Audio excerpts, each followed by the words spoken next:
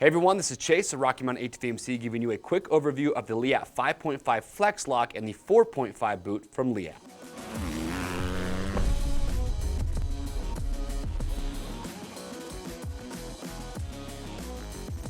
All right, thank you for checking in. If you are boot shopping and you're looking at the lineup of boots from Leatt and you're having a hard time deciding between the 5.5 FlexLock and the 4.5, today's video is short and sweet. I'm just going to point out some of the major differences that these two have to help you decide which one might be best for you. Keep in mind we have our product spotlights to learn all about these in full detail.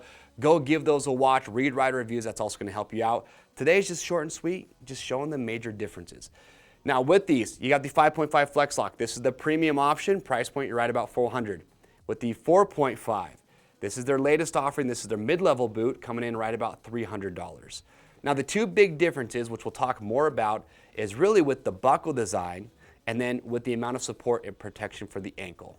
Now, before I talk about that though, let's just talk about some of the similarities. These boots have the exact same fit. I've ridden them both. They both feel the exact same. Honestly, it's hard to know which one you're wearing when you're actually riding, but they're very comfortable. Nice wide toe box. The length's going to be true to size. Padding around the ankle area. They hold the ankle in place really, really well, so little to zero heel float when I have these on. So overall, very comfortable boot. Little bit stiff. Got to give them some time. They will break in.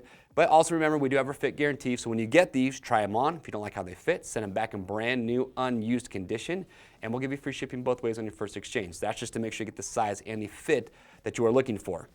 But between these, when you talk about construction, they're almost identical. It's the same base material, same high quality plastic, same rubber on the inside. The sole's the exact same compounds. You have the replaceable sole on both. One feature I like is that there's a relief cut on the sole, so the peg feel on these is actually pretty dang good. But let's talk about the differences. First and foremost, the buckles. So looking at them, it's the same buckle design, and it's very similar to an Alpinestars buckle if you've ever used those before. The buckles work great. It's a good design. However, with the 5.5, you have aluminum buckles. With the 4.5, they're plastic. The good news is that they're replaceable on both. The other big difference, and this is what you're going to probably consider the most, is just with the amount of support and protection for the ankle. With the 4.5, you have a hinge system.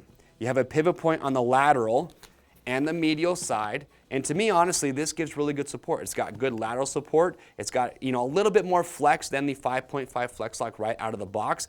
But the amount of protection and support you're getting with the 4.5, around $300, to me, I think is bang for your buck, one of the best options that is out there. Now from there, when you look at the 5.5, you'll notice they have their FlexLock system.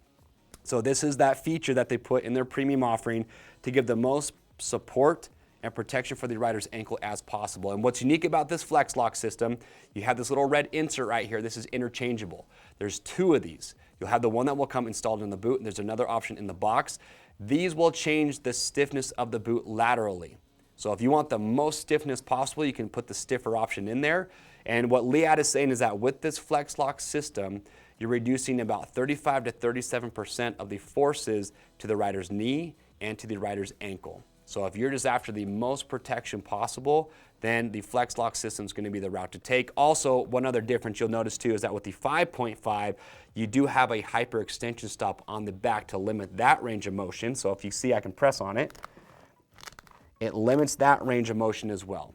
Aside from those two differences with the buckles and the FlexLock system on the 5.5, everything else is almost identical. With the construction, the sole design, the toe box, nice and low profile. Again, I've ridden in both of these. They're both really good boots. So ultimately, if you're deciding, if you're on a budget, the 4.5 is a great option. Like I said, at that price, I think there's a ton of value in this boot.